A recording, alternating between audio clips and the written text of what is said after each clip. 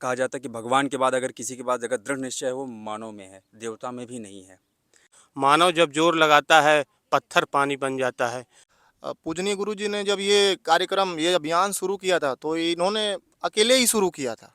अपर्याप्तम तदस्माकं बलम भीष्मा विरक्षितम।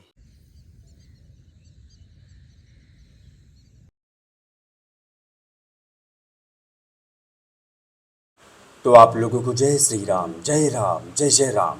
सबसे पहले उठ करके अपने हथेली को देखते हुए इस मंत्र का उच्चारण करते हैं।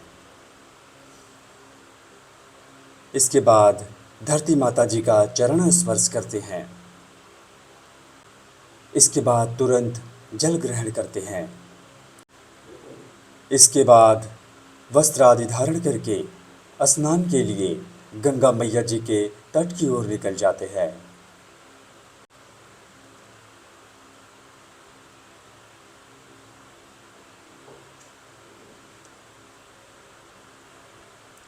तो इस प्रकार से रास्ते में गौ माता जी का दर्शन करते हैं। दर्शन करके माता जी के तट पर पहुंचकर भगवान जी के दर्शन करते हैं। स्नान करने के लिए माता जी के तट की ओर निकल जाते हैं जहां पर जल का स्तर है। तट पर पहुंचकर स्नान के लिए प्रवेश कर जाते हैं।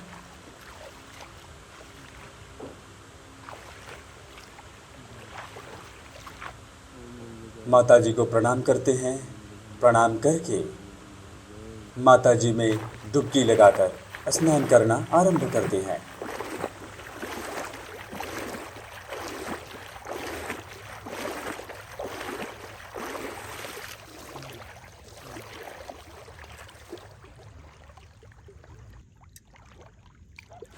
इस प्रकार से स्नान पूर्ण करके भगवान जी की कृपा से भक्ति साधना पूर्ण करके माता जी के तट पर ही हम लोग प्राणायाम के आरंभ में वज्रासन में बैठ जाते हैं।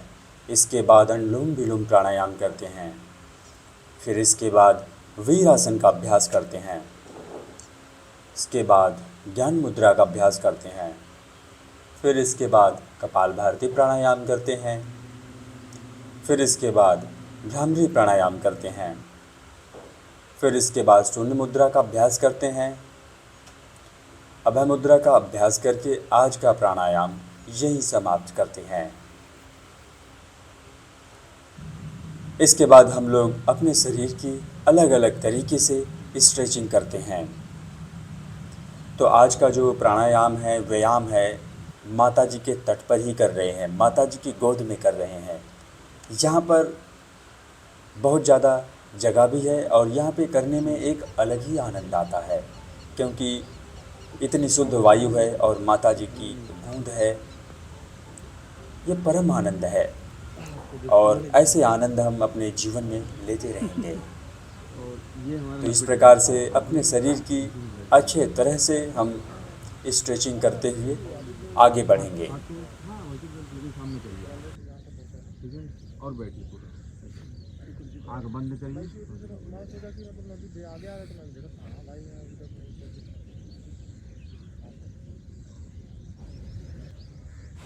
आगे बढ़कर हम चक्रासन लगाएंगे और इसी में लगाएंगे कुछ सपाट। ले लीजिए आप जिसको लेना। इसके बाद हम लोग मयूरासन का अभ्यास करेंगे। मयूरासन के अभ्यास से हमारे जो पाचन तंत्र हैं बहुत ही मजबूत हो जाते हैं।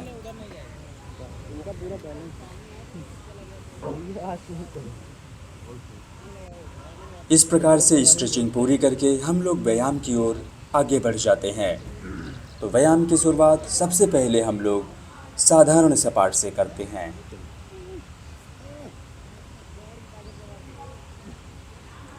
तो इस प्रकार से सपाट को लगाते हुए आगे बढ़ते हैं। फिर थोड़ा सा आराम करते हैं। फिर लेते हैं एक गहरी सांस और इसी में लगाते हैं कुंभक सपाट। एक सांस में जितना सपाट लगा पाएं।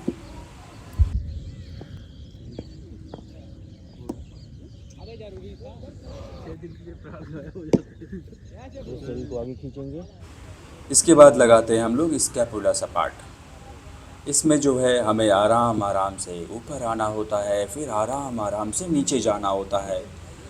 यह सपाट हमारे शरीर को बहुत ही मजबूत करता है, हमारे कोर को बहुत मजबूत करता है, इसलिए इस सपाट का हमें नित्य अभ्यास करना चाहिए।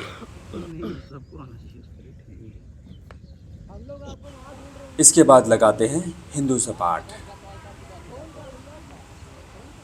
बिना व्यायाम के हमारी भौतिक शरीर स्वस्थ नहीं रह सकती, और जब भौतिक शरीर स्वस्थ नहीं रहेगी तो फिर हम इससे न समाज सेवा, न राष्ट्र की सेवा, न लोगों की सेवा कभी नहीं कर सकते। इसलिए हमें व्यायाम करना ही चाहिए।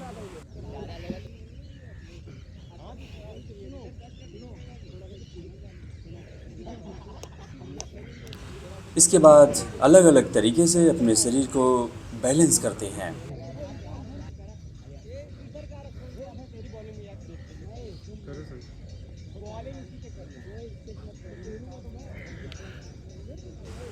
तो हमारे व्यायाम का पहला पड़ाव पूर्ण हुआ।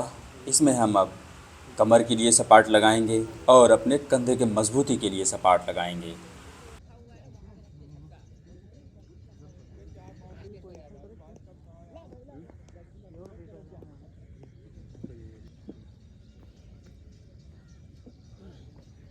एक हाथ से करेंगे।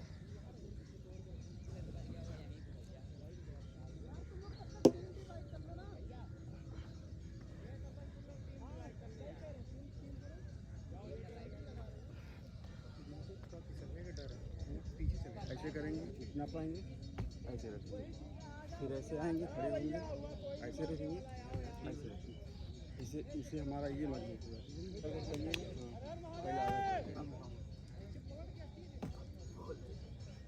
पहले आधा घुटने पे चाहिए। हाँ, बहुत सही।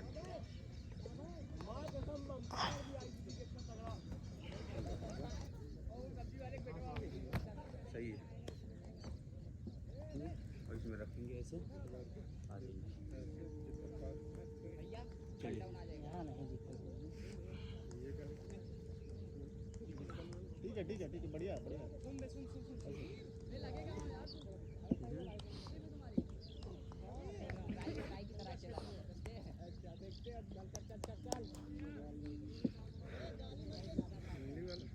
इसीलिए भी पत्थर चाहिए।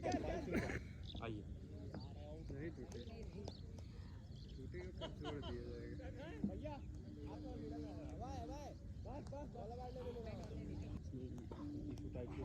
आप लगाइए, पूरा शरीर को टाइट।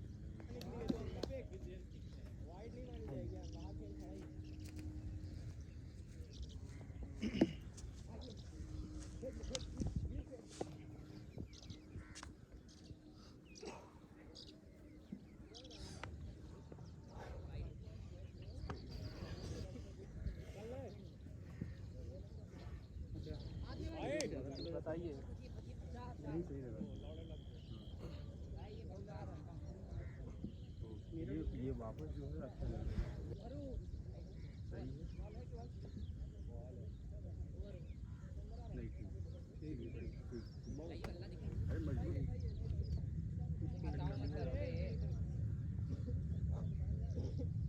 संगम क्योंकि आपको कल भी करना, कल बहुत मेरी जान घुमरा अपना घुमरा है।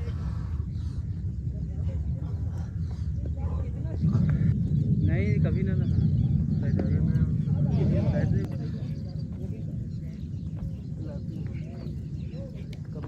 गुरु जी संगम कर लिया।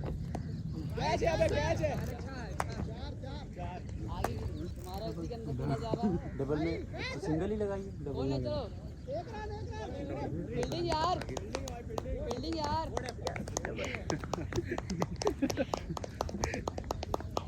बात करोगे जब थके बन जाओगे।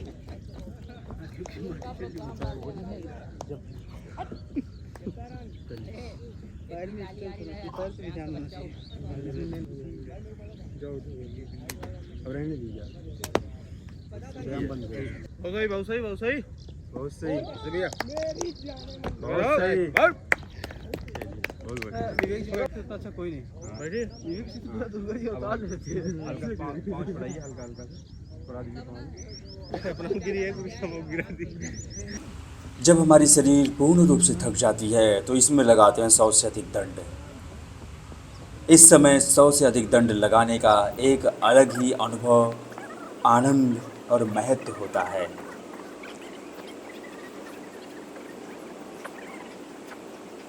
यदि आपको सच में अपने राष्ट्र से प्रेम है तो सबसे पहले आप अपने स्वास्थ्य से प्रेम करिए, क्योंकि एक अच्छे स्वास्थ्य से ही हम अपने राष्ट्र की सेवा कर सकते हैं।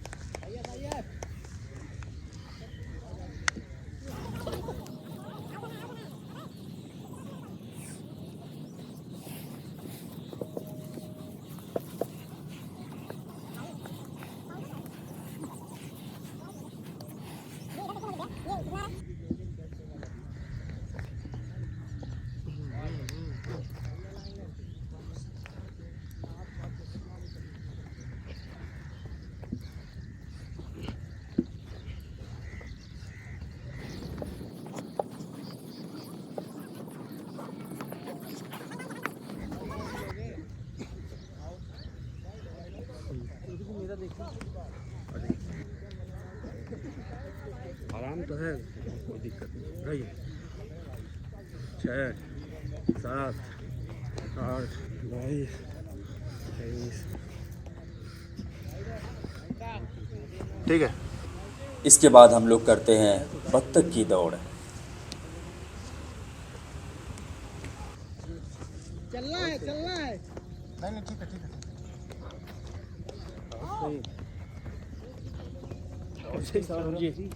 ये क्या हो रहा है? सौरभ जी रेस लगा रहे हैं। सौरभ बच्चे भी। फिर इसके बाद हम लोग करते हैं केकड़े वाली दौड़। जब चारों तरफ एक खुला मैदान हो, क्षेत्र हो, तो उसमें व्यायाम करने का, कोई भी क्रिया करने का एक अलग ही आनंद होता है।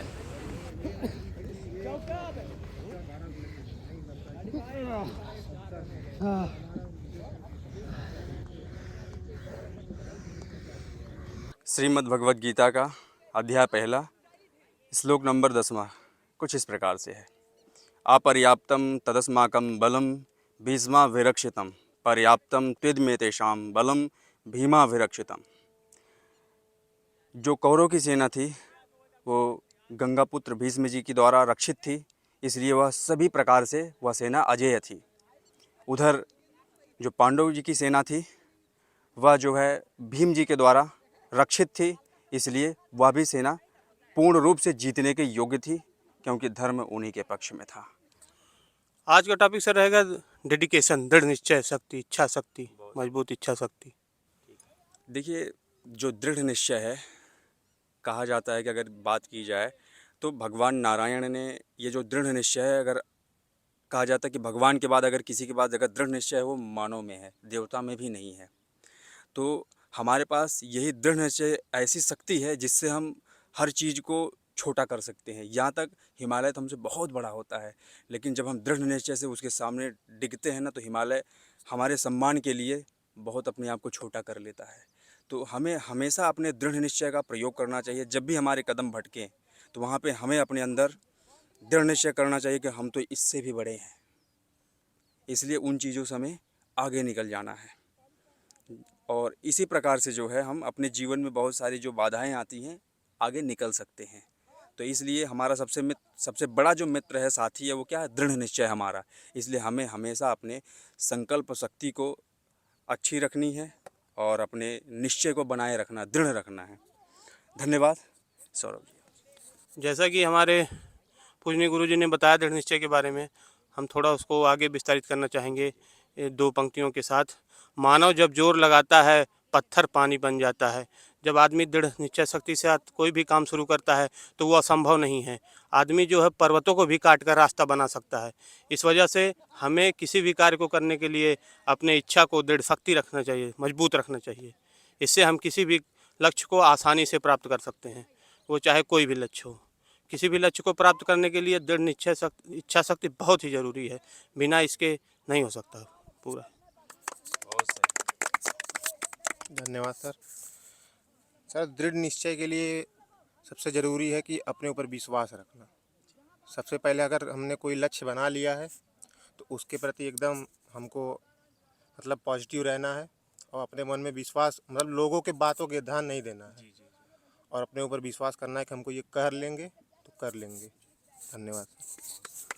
दृढ़ निश्चय के ऊपर हम कुछ उदाहरण रखना चाहेंगे। एक छोटा सा बालक था, उसको डॉक्टर ने बता दिया कि उसका फेफड़ा कमज़ोर है, उसे सांस लेने में भी परेशानी होती थी। लेकिन उस बालक ने हार न मानते हुए दृढ़ निश्चय किया कि मैं अपना फेफड़ा मजबूत करूँगा। फिर उसने एक ऐसा दंड लगाना शुरू किया जिसे आज हम राम मूर्ति दंड या हिंदू दंड के नाम से जानते हैं। तो दृढ़ निश्चय के लिए हमारे सामने एक लक्ष्य होना आवश्यक है। लक्ष्य होते हुए हम दृढ़ निश्चय करके उसको प्राप्त कर सकते हैं। ऐसे ही कुछ उदाहरण हैं, जैसे पैरा ओलंपिक्स में शीतल देवी जी हैं, वो पैर से तीरंदाजी करती हैं, उनके दोनों हाथ नहीं हैं। ऐसे ही जीनत राम मांझी, जिन्होंने पर्वत को काट कर रास्ता बनाया। कुछ उदाहरण हैं दृढ़ निश्चय के ऊपर। धन्यवाद। जैसा कि भैया ने बताया कि एक लक्ष्य होना बहुत ज़रूरी है। आपके सफलता में असफलता में जब एक लक्ष्य निर्धारित करते हैं तो उसमें आपके जो नैतिक कार्य होते हैं, समाज के लिए, परिवार के लिए, अपने लिए, और उस कार्य को करने के लिए आपको एक दृढ़ निश्चय कि मतलब मुझे ये करना है तो करना है। तो आप जब ये दृढ़ निश्चय कर लेते हैं तो वो कार्य बहुत आसानी से, बहुत अच्छे तरीके से आप उसको कर ले जाते हैं। जैसे पूजनीय गुरु जी ने जब ये कार्यक्रम, ये अभियान शुरू किया था तो इन्होंने अकेले ही शुरू किया था। इसमें ये अकेले ही थे और इनका दृढ़ निश्चय हम दो जने देखे थे। एक अकेला आदमी जो इस नदी किनारे बैठ के और काफ़ी 2 घंटे तक ये योगा, ध्यान, प्राणायाम करते थे और इनका दृढ़ निश्चय था, क्योंकि ये थकते नहीं थे, मन से नहीं थकते थे। और आज इनके साथ हम इस अभियान में सम्मिलित हुए हैं। तो ये हमारे गुरु जी का दृढ़ निश्चय था कि हम लोग यहाँ पहुँचे, और ये दृढ़ निश्चय है कि 4:30 बजे उठ के हम लोग यहाँ पहुँच आ रहे हैं। तो ये हमारे एक सफलता की जो सीढ़ी होती है, इसको हम धीरे धीरे करके आगे बढ़ा रहे हैं। तो दृढ़ निश्चय का सबसे बड़ा उदाहरण हमारे साथी हैं, और हम ये सोचें कि ये दृढ़ निश्चय हम औरों में भी फैलाएं, ताकि उनमें भी ये जागृति उत्पन्न हो और वो भी अपने जीवन को सफल बनाएं। और जैसा कि भैया ने बताया जीतन राम मांझी के बारे में, आज उनका दृढ़ निश्चय था कि पहाड़ काट के कोई रास्ता बना दे रहा है। तो यही हम अपने जीवन में इस उदाहरण से सीख लेते हैं कि कितनी भी विपत्ति आ जाए, वो हमें डिगा नहीं सकती, हिला नहीं सकती। अगर दृढ़ निश्चय है तो सफलता मिलेगी। इसी बातों से हम अपने बाड़ी को विराम देते हैं। आप लोग का बहुत बहुत धन्यवाद। दृढ़ निश्चय का मतलब है, दृढ़ मतलब मजबूत, निश्चय मतलब एक मजबूत इच्छा शक्ति। दृढ़ निश्चय मतलब एक मजबूत इच्छा शक्ति। जैसे कि हमें अगर कोई भी काम करना है तो उसके लिए हमें एक मजबूत इच्छा शक्ति बनानी पड़ेगी। काम करने से पहले अगर हमारी इच्छा शक्ति बहुत मजबूत होगी तो हमें बीच में कोई भी बाधा विघ्न नहीं डाल सकती है। धन्यवाद। गुरुजी, दृढ़ निश्चय पे मेरा ये कहना है कि जैसे आज की दुनिया है वह ऐसी हो चुकी है कि हमें अपने मार्ग से भटकाने के लिए बहुत ही मतलब पर्याप्त है। अगर आपकी दृढ़ निश्चय, आपका संकल्प उतना मजबूत नहीं रहेगा तो आप भटक सकते हैं। लेकिन आज